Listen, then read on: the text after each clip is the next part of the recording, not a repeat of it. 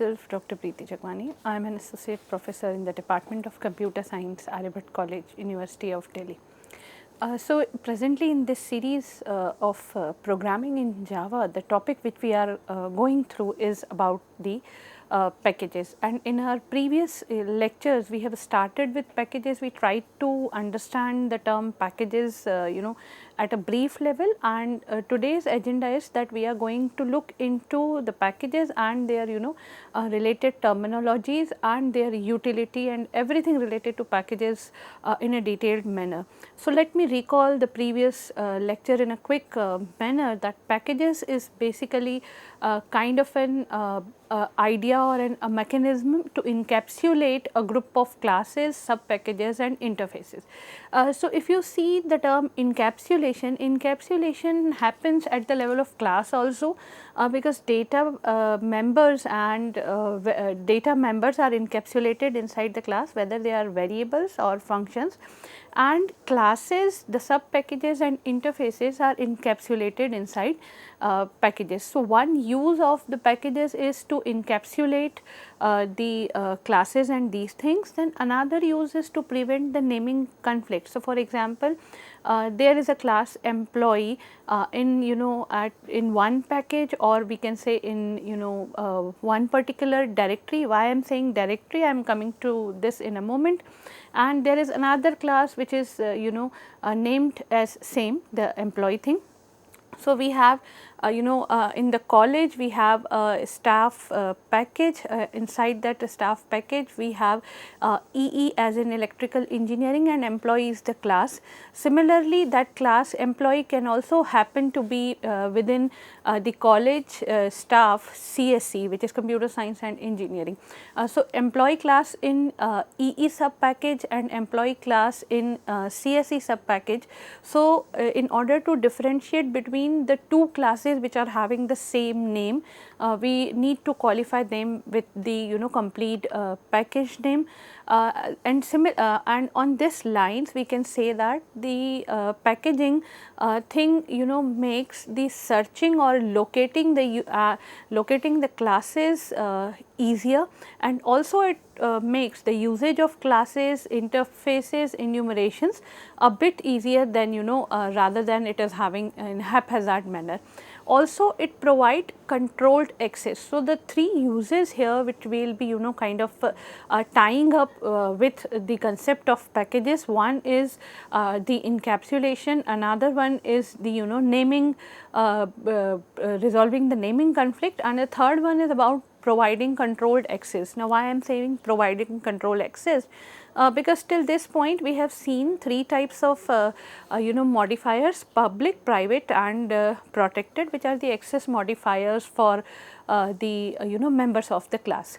And along with this public, private and protected, we can also supply none of these access modifiers, and hence we will say that this particular member, which is neither declared as private, neither declared not declared as public or protected, is having a default access. So default is having a package level access control, and so is protected. We will be looking into these this thing, that the packages are providing controlled access, because protected and default will have package level access control, that we will be seeing in a detail in our upcoming in this lecture also. Also we can say that packages are kind of providing the facility of data hiding through the data encapsulation. Now what actually a package contain of? A package can contain classes, they can contain interfaces also. Interfaces we have not studied till this point, so I am not going into the term interfaces. After finishing the topic of packages, we will be going through interfaces. So as of now we are just looking into the concept of that we can put related classes into the packages. We are going to bundle them into the packages, and then these packages can be imported in different, or can be attached with different files, and the classes from those packages which are being imported within the file or within the program, they can be they can be used.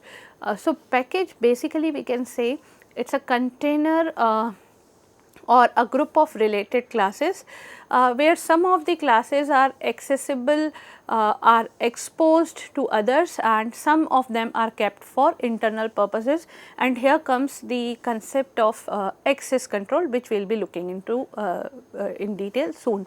And also we can reuse the existing classes from the packages as many as times we need it. So, for example, there is a class within a package, so that package can be imported in one of the files, then the similar package can be imported in another file, and so on and so forth. So, it is not like that one particular class from a package can be used only one, they can be reused. So, basically the idea of code reusage is also kind of we can say attached with the packages. Now, when we talk about the naming convention and the working of the packages, so how are we going to name the packages and how these packages are going to work? So, packages basically are named in the reverse order of the domain name. For example, in a college, as I have told you, the recommended convention will be college.tech.csc, that could be one package name. Another could be college.tech.ee as in electrical engineering, then college.art.history, etc. And moreover, we can add many classes to a package, many related classes can be bundled up in a package. And how are we going to use that, or how are we going to do that, is by using the package name at the top of the program in which we are going to create different classes, and also by saving them in the package directory. So, it is not only about the creation of the packages, the putting of the classes into those packages. In the definition of the packages, I have also taken one term along with the classes, that is sub packages. So, sub packages, as the name indicates, these are the packages that are inside another package. It's a simple term to interpret, we can say. But these are not imported by default. So, for example, you are importing one top level package, then only the classes belonging to that top level package will be kind of can be used by the program. It is not that the classes which are available inside the sub packages of that particular package will be imported. It is not like that. So, sub packages are needed to be called off or needed to be imported explicitly. Then members of a sub package have no access privileges, and they are considered as different package for protected and default access specifier. So, if a member is protected or if a member is having a default access specifier, this will be considered as different members or from the different packages, even if there is a sub package. So, we will be looking into all these terms or all these details with the help of examples. So, for example, we have one package which is already I can say a built-in or a ready-made package, and that package is kind of Java. So, we can say import java.util.star. So, star means you can say all.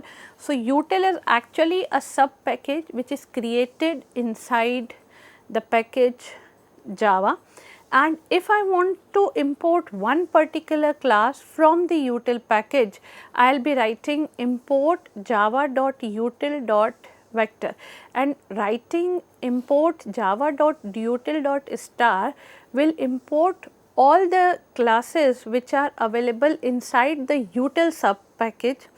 When we say import java.util.vector, that means one particular class which is vector will be imported from this util package. And if we need to import all the classes, we will say import java.util.star.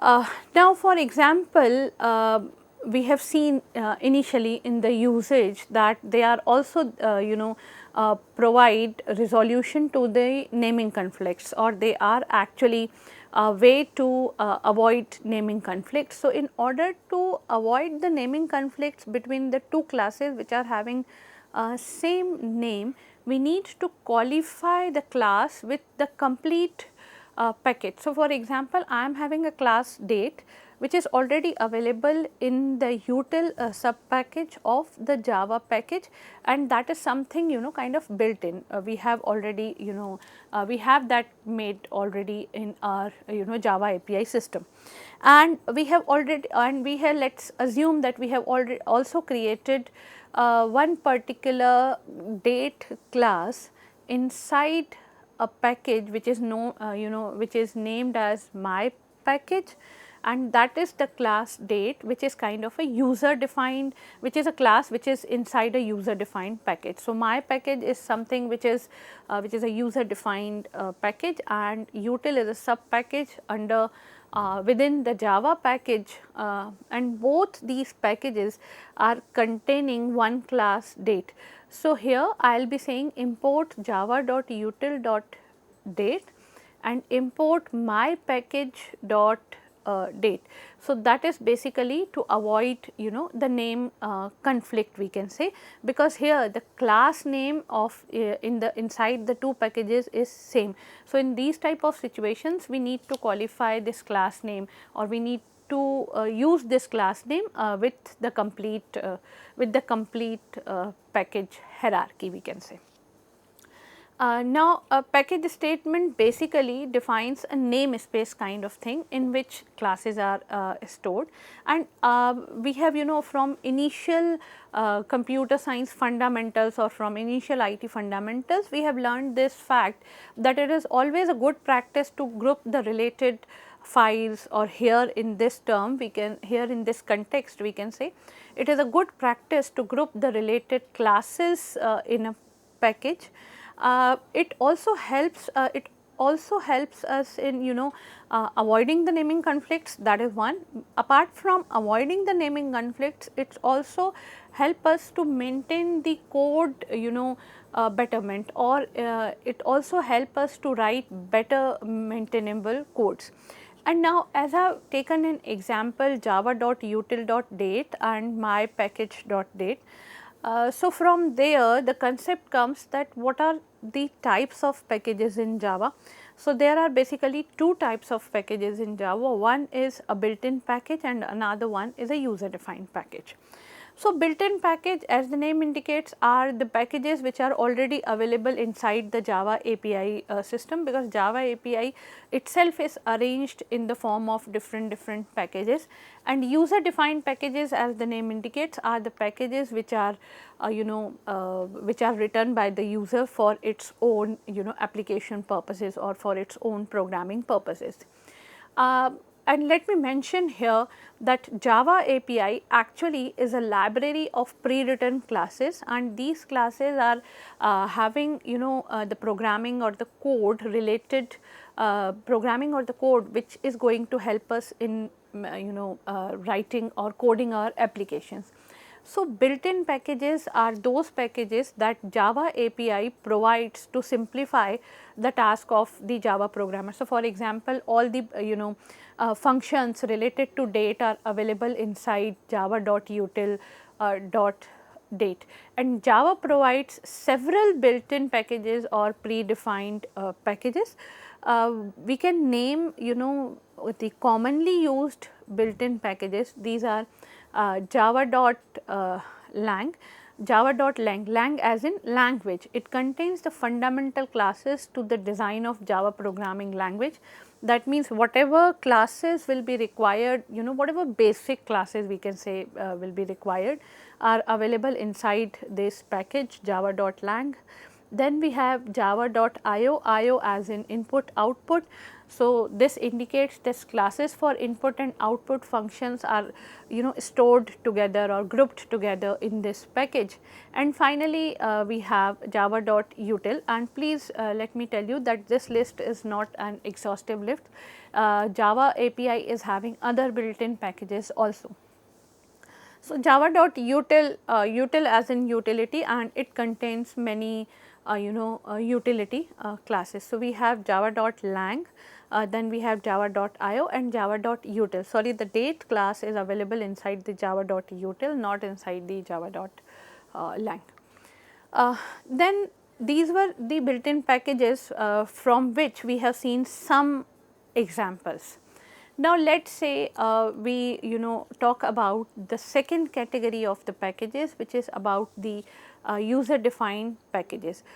So, as the name indicates, a package that the user creates on its own for its programming or application creation purposes is known as a user defined package.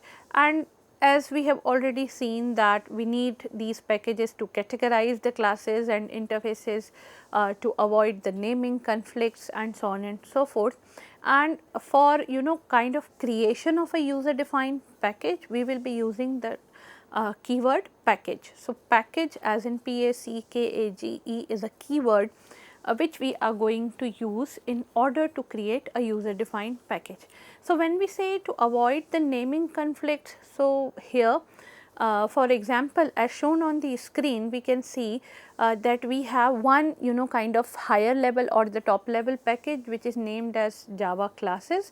Then within that we have one sub package which is named as IGPack, and within that IGPack we have one particular file which is named as sources.java.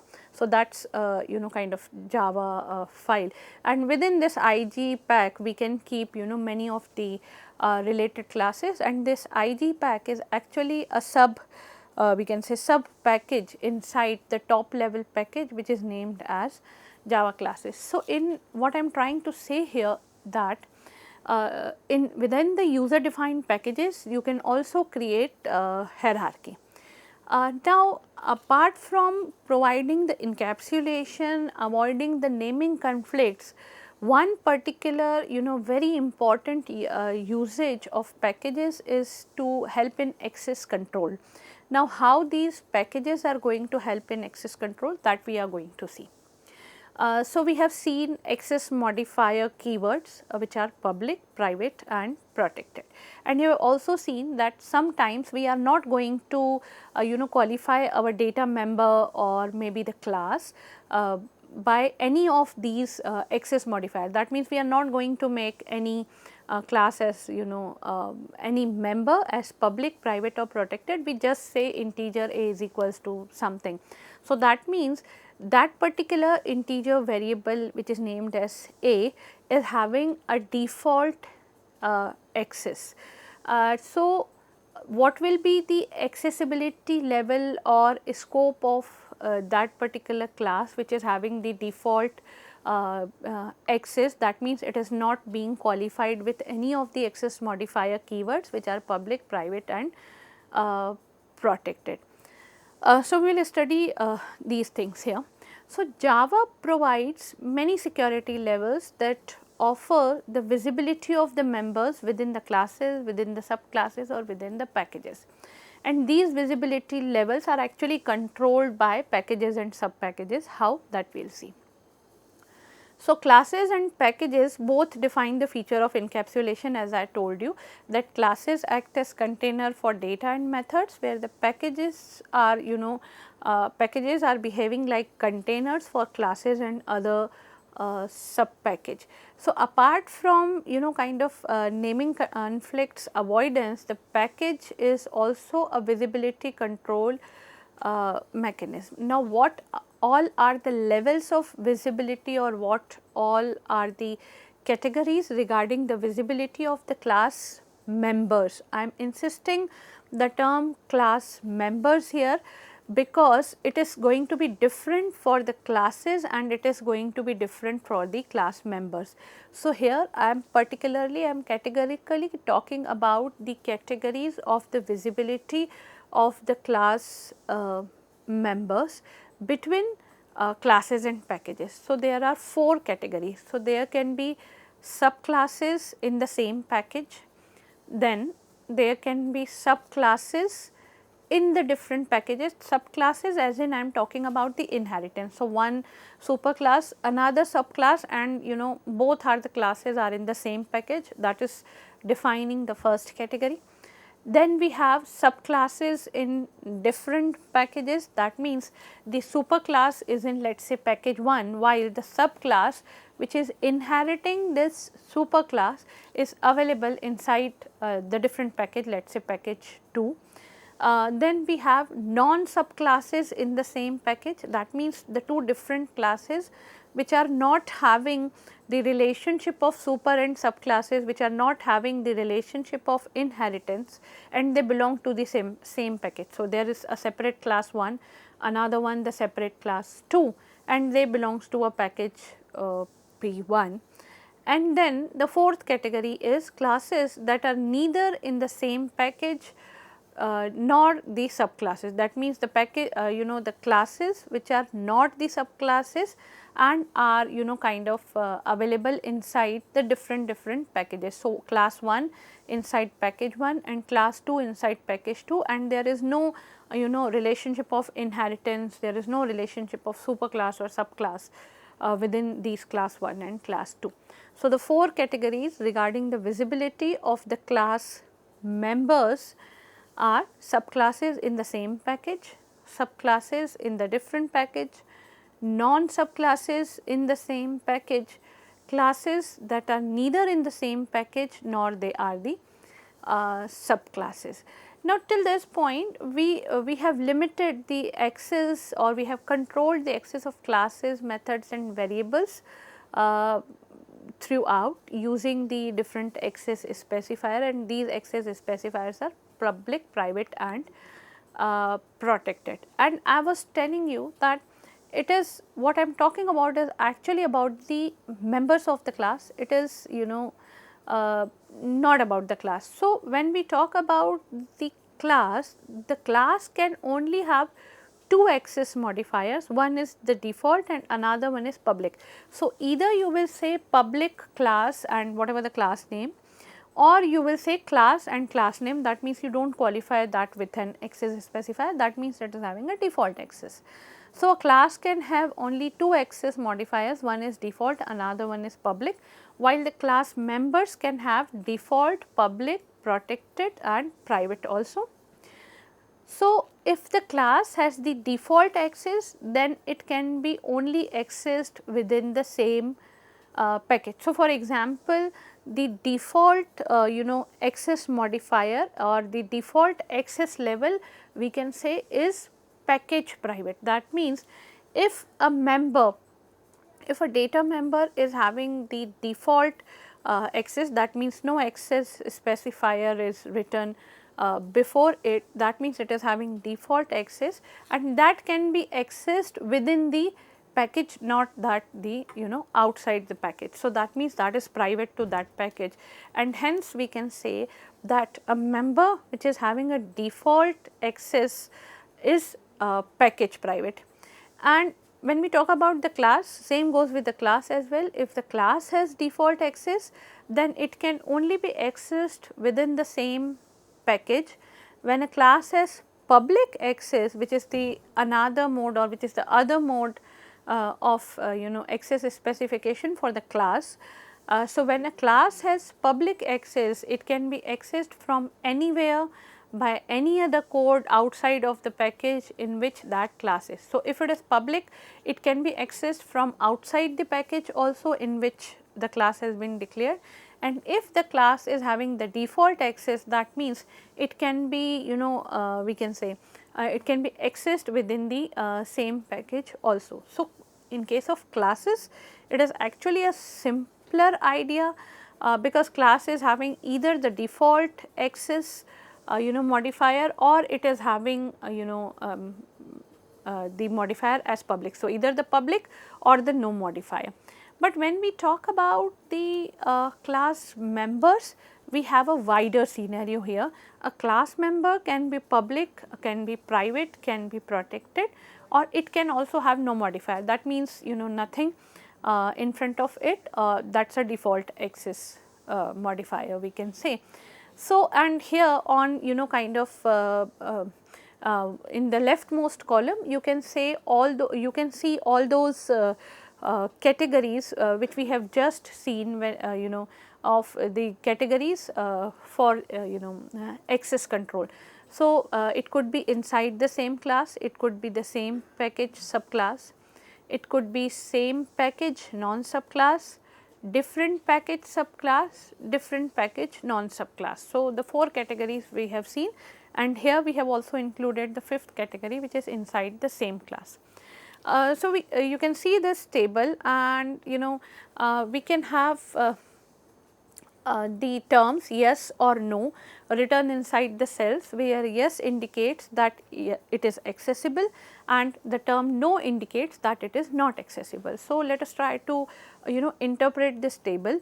So, inside the same class, if the member is public, if the member is private, if the member is protected, or if it is having no modifier, inside the same class it can be accessed, because all the columns in that particular row are saying yes. When we talk about same package subclass, so within the same package, but there is the subclass. So, if it is a private member, it cannot be inherited by the subclasses. So, that is why the cell corresponding to the private column of the same package subclass row is having no, while other 3 are having yes. Similarly, for the same package non subclass also, private members cannot be accessed by a non subclass even within the same package. Then when we talk about the subclasses within the different packages, so privates cannot be accessed, and the default access modifier cannot be accessed, and different package non subclasses only the public members can be accessed within from the different packages from or from within the non subclasses. So, this is basically we can say a table which is here in order to explain, or in order to present the control mechanism for the class members, and for the classes we have considered it differently. So, in this lecture what we have gone through is we have started from the package, we have seen the usage of the packages, and after the usage of the packages we have also seen, although we have not considered the example for that we will be doing in the next about the creation of the package, that we will be considering in the next class. And we have also understood the access control mechanism, and we will be summing up, or we will be we can say coming to the access control mechanism once again in detail in our next lecture. This is the list of references which is being used for the preparation of lecture. Hope you have enjoyed one. I will see you in the next lecture. Till then, take care. Goodbye.